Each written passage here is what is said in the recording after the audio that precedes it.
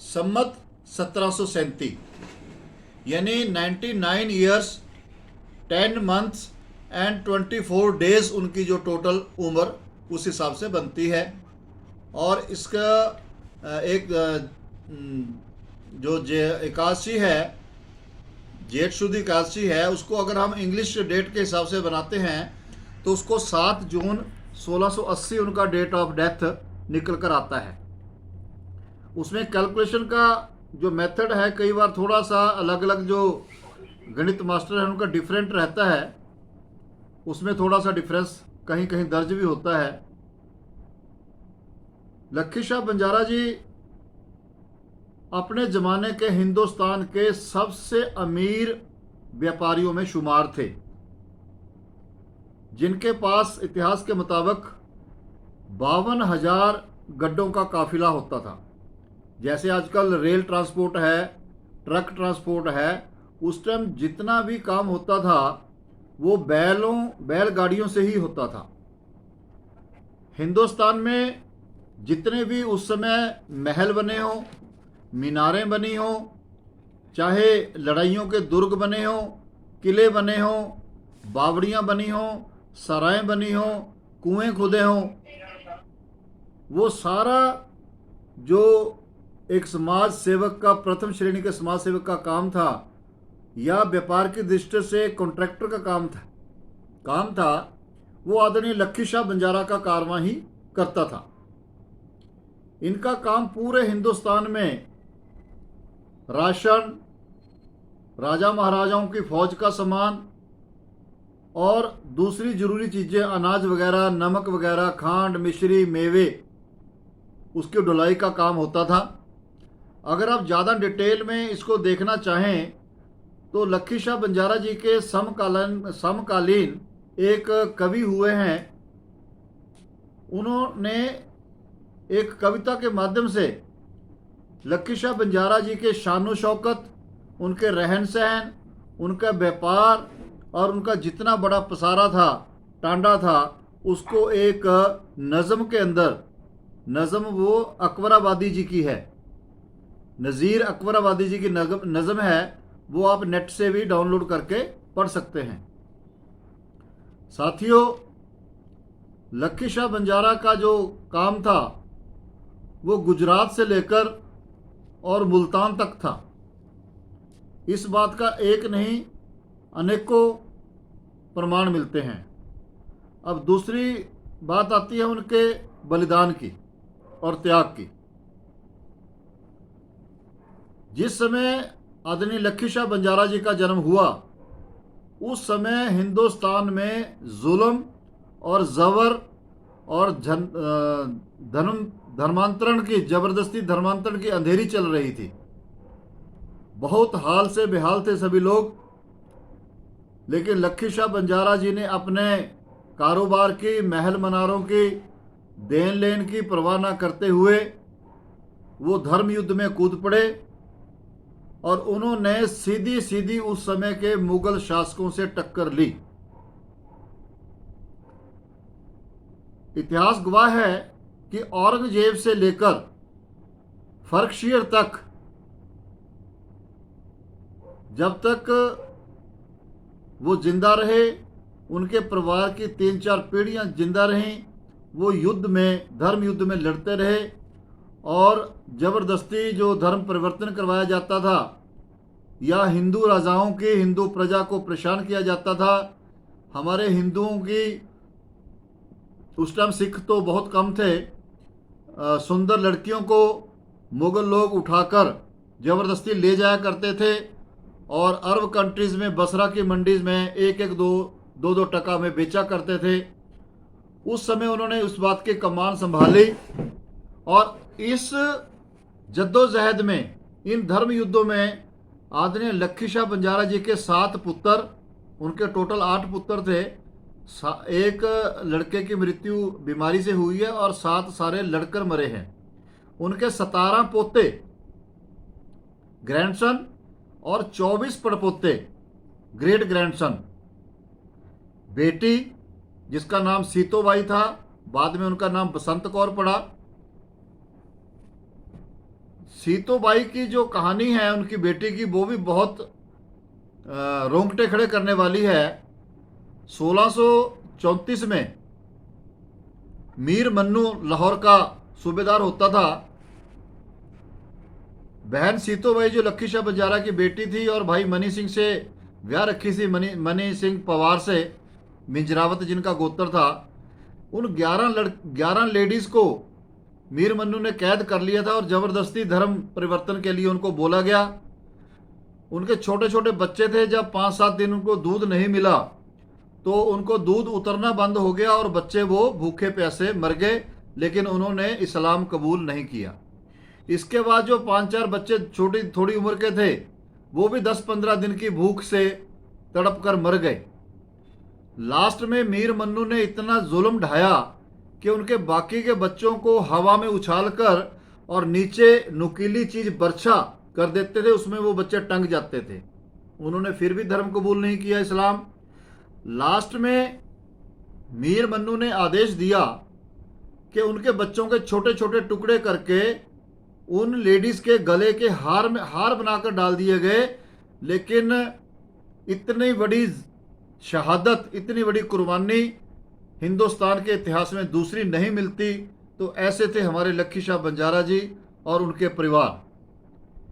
भाई मनी सिंह जी जो लक्खी शाह बंजारा जी के जवाई थे, उसके 11 के 11 बेटे और अनेक उनके बेटे और अगले, ये अगर मैं तकरीबन इसका शॉर्टकट में जोड़ लगाता हूं तो 98 लोग उसके खुद के परिवार से देश और धर्म के लिए शहीद हुए। लेकिन इस बात का बहुत कम जिक्र मिलता है। कुछ जिक्र हमने पर्शियन सोर्सेज से इकट्ठा किया है, कुछ हमने किंवदंतियों से इकट्ठा किया है और कुछ इतिहास हमने लोकेशन वाइज सर्च करके वहाँ का जो पुरातत्व हमारे को वहाँ पे मिला, खंडर मिले, वहाँ के लोकल लोगों की जुबानी सुना, उस हिसाब से हमने इकट्ठा किया। तो साथियों, बहुत बड़ी शहादत, कुर्बानी कह लो, उसको बलिदान कह लो या देश और धर्म के लिए त्याग कह लो, उन्होंने अपनी 4 पुश्तें, जब तक लास्ट में बाबा बंदा सिंह बहादुर को पंजाब के नंगल से नहीं कैद किया गया, तब तक वो लोग हमेशा लड़ते रहे। और जो उनके पूर्वज बचे, उनमें से यहाँ नॉर्थ इंडिया के जंगलों में उसी ज़माने के 300 साल पुराने जो गांव हैं, टांडे हमारे पास यहाँ मौजूद हैं। साथियों, एक जानकारी आपको और देना चाहूँगा। मैंने 3 साल से लक्खी शाह बंजारा जी के परिवार के ऊपर जो सर्च शुरू किया, उसमें अभी 8 में से मैंने 3 उनके बच्चों के आगे जो वंशज आज की डेट में रहते हैं, उनको ढूंढने में भी कामयाबी हासिल की है। और मौका मुआयना करके उनके जो इनहेरिटेज थी, एंसेस्टरमेंट लिस्ट थी, उनका जो कुर्सी नामा था, उसके साथ भी मिलान किया है। उनमें से एक बेटा की औलाद जो हेमा था, उसकी यहाँ चंडीगढ़ और हरियाणा के बॉर्डर पर छोटा सा गांव है टांडी, वहाँ पे उनके आज भी लोग रहते हैं। एक पंजाब का ज़िला है लुधियाना, उसके पास 12 किलोमीटर पे एक गांव है बूथगढ़ बंजारा। उस बंजारा गांव में भी उनके बड़तिया गोत्र के कनावत लोग जो हैं, आज की डेट में वहाँ पे उनका परिवार सेटल है। इसके अलावा पंजाब के और पाकिस्तान के बॉर्डर के कोई 100 किलोमीटर के दायरे में होशियारपुर ज़िला है, उसके पास एक गांव है जगजीतपुर, जिसको लोकल भाषा में पबियाना भी बोलते हैं।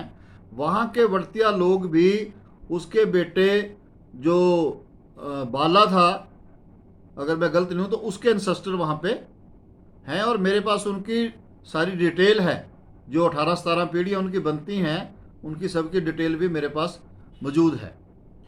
अब साथियों, आप जैसे मैंने अभी जन्म तारीख बताई लक्खी शाह बंजारा जी की, उसके भी मेरे पास फोटो स्नैप्स ओरिजिनल बही के, वो भी मैं आपको जब कहेंगे मेल कर दूंगा, सेंड कर दूंगा।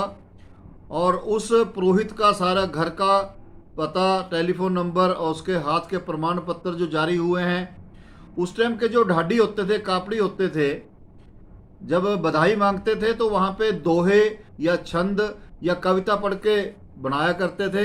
वो भी हमारे पास हूबहू सेम जो है वो अवेलेबल है।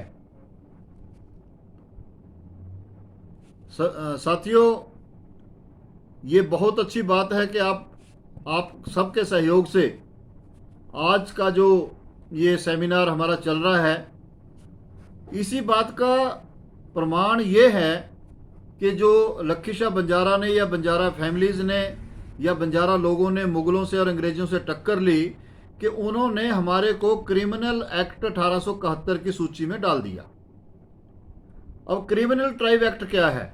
क्रिमिनल ट्राइब एक्ट के मुताबिक बंजारा लोग अपने गाड़े लाद कर अगर एक जगह से दूसरी जगह जाना चाहते थे तो उनको वहाँ पे चौकी में हाजिरी देने के बाद, परमिट लेने के बाद ही रास्ते का रोजनामचा मिलता था, और जहाँ लिखा होता था जाने का वहाँ से भी स्टैंप बैक फॉरवर्ड करवा के वहाँ थाने में जमा करवानी पड़ती थी। सेकंड क्या था, अगर उस इलाके में कोई मर्डर हो जाता था या डकैती हो जाती थी तो हमारे लोगों को उठाकर बिना पूछ पड़ताल किए थाने में, जेल में बंद कर दिया जाता था।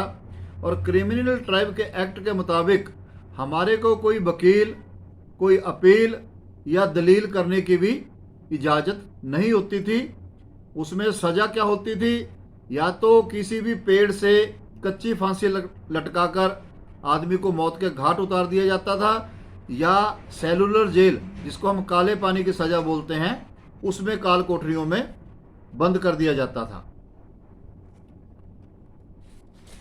हमें आज सौभाग्य प्राप्त है कि हम एक दूसरे से इस माध्यम से संपर्क में आ रहे हैं, और अगर कोई बीच में कोई कमी पेशी रहेगी तो हम एक दूसरे से बात करके और बढ़िया तरीके से उसके ऊपर तहकीकात करके इन चीज़ों को और भी बढ़िया अच्छे तरीके से इसको सूचीबद्ध करेंगे और कलमबद्ध करेंगे। अभी मैं आज की स्थिति पे अगर कुछ बात करूं तो बंजारा समाज किसी पहचान का मोहताज तो नहीं है, लेकिन पूर्ववर्ती सरकारों ने भारत में इस समाज का, मैं ये कहूँगा कि जमकर शोषण किया है, उत्पीड़न किया है। अब थोड़ा सा संतोष हुआ है कि खासकर हरियाणा सरकार ने हमारे बार बार के प्रदर्शनों से और सेमिनारों से, हमने बड़ी बड़ी जो मीटिंगें की, उसका संज्ञान लेते हुए 2017 में हरियाणा में विमुक्त घुमंतु जनजाति विकास बोर्ड का जो गठन किया है, और हमें पहली बार हरियाणा में बंजारा समाज से 2 लोगों को इसमें मेंबर के तौर पे मेन सचिवालय में बैठने का ग्रेड 1 के ओहदे के साथ एक सम्मान प्राप्त हुआ है। और उसी दिन से हमने बहुत सी योजनाएं घुमंतु लोगों को, बंजारा लोगों को ध्यान में रख के लागू करवाई हैं, और अभी बहुत सारी पाइपलाइन में हैं। साथियों, अगर लखीशाह बंजारा जी के जीवन से संबंधित, हेलो, कुछ बोल रहे हैं भाई साहब बीच में? हाँ सर, बोलिए सर। हाँ, मैं ये कह रहा था, बराबर बोल रहे हो, चलिए। अगर उनके हम जो दस्तावेज हमने एकत्रित किए हैं तो आप सबको, बहुत सभी लोगों को मालूम भी होगा कि उनकी बहुत सारी ज़मीन हरियाणा और पंजाब में आज भी मौजूद है। हमारे देश की राजधानी दिल्ली, जहाँ पे राष्ट्रपति भवन है, संसद भवन है और दूसरे बड़े बड़े कार्यालय हैं, वो 1233 एकड़ लखीशाह बंजारा के नाम आज भी बोलती है। आज भी रेवेन्यू रिकॉर्ड में लखीशाह बंजारा जी के नाम वो 1233 एकड़ दर्ज है। लेकिन क्योंकि वहाँ पे अब सरकार ने अपना सिस्टम डेवलप कर लिया है, तो आज़ादी के समय वो 1233 एकड़ एक गांव है मिंट गुमरी, जो अब पाकिस्तान में है, वहाँ अलॉट कर दी गई थी। लेकिन रकाबगंज जो जगह है जहाँ पे अब गुरुद्वारा बन चुका है, जहाँ पे लखीशाह बंजारा का घर हुआ करता था, जहाँ उनकी मृत्यु हुई, गुरुद्वारा कमेटी ने सरकार से केस लड़कर वो दोबारा री अलॉटमेंट हरियाणा के डिस्ट्रिक्ट फतेहाबाद में री अलॉट करवा ली है। गांव का नाम है बिगड़, फतेहाबाद तहसील है, उसमें 252 एकड़, और साथ की तहसील लगती भट्टू कलां, उसमें 29 एकड़ ज़मीन अब वो लक्खी शाह बंजारा की बजाय जो SGPC वहाँ पे लक्खी शाह बंजारा की सारी प्रॉपर्टी को देख रेख करती है, उनकी देख रेख में है। इसके अलावा हमारे यहाँ डिस्ट्रिक्ट अम्बाला के पास राजपुरा एक कस्बा है, वहाँ जगह का नाम है सराय बंजारा। वहाँ भी आज भी उनका 6 एकड़ का तालाब लक्खी शाह बंजारा का और एक 12 दरवाज़ों वाला छोटा महल जिसको बारादरी बोलते हैं, वो आज भी वहाँ मौजूद है। और हमने पुरातत्व विभाग को उसकी मेंटेनेंस के लिए अप्लाई किया हुआ है, जल्दी ही उसका जो है कायाकल्प हो जाएगा। लास्ट मोमेंट्स पे मैं अगर आऊँ, लक्खी शाह बंजारा जी एक ऐसे शख्स हुए हैं, जब सिख धर्म के 9वें गुरु तेग बहादुर जी का कत्ल किया गया इस्लाम ना कबूल करने के कारण। कत्ल करने के बाद उनका शरीर ऐसे ही फेंक दिया गया और मुस्लिम राजा ने ये हुक्म लगा दिया था कि जो इसके शरीर को चिता की अग्नि देगा या इसकी संभाल करेगा, उसके 4 टोटे करके दिल्ली के चारों दरवाज़ों पे टांग दिए जाएंगे। जब शाम को लक्खी शाह बंजारा जी अपने रुई के गड्ढों का काफिला लेके दिल्ली पहुँचे तो लोगों ने उनके बताया कि ऐसे ऐसे एक वारदात हो गई है और हमारे सिख धर्म की चादर, हिंदुस्तान की चादर, हिंद की चादर गुरु तेग बहादुर जी का कत्ल कर दिया गया है और उनकी लाश को उठाने की मनाही है। तो लक्खी शाह बंजारा जी ने अपने लोगों से सलाह मशवरा करके एक स्कीम बनाई। स्कीम के तहत जिस तरफ लाश पड़ी थी उस तरफ काफ़ी गड्ढों का काफिला दौड़ा दिया गया जानबूझकर। कुछ आंधी भी भगवान की तरफ से वहाँ पे उस समय आई, तूफान सा आया, तो वहाँ मिट्टी का गुबार खड़ा हो गया। इस बात का फ़ायदा उठाते हुए लक्खी शाह बंजारा, उनका बड़ा बेटा नगाइया और एक नानू छिंबा और एक भाई जीवन सिंह जो वाल्मीकि समाज से थे, इन 10-12 लोगों ने गुरुजी की लाश को उठाकर गड्ढे में डाला। और गड्ढे क्योंकि वो सरकारी कॉन्ट्रैक्टर होते थे इसलिए मुस्लिम भी उनके काफिले को नहीं रोकते थे, वो दौड़ाकर अपने रकाबगंज जहाँ पे उनका मकान था वहाँ लेकर आए।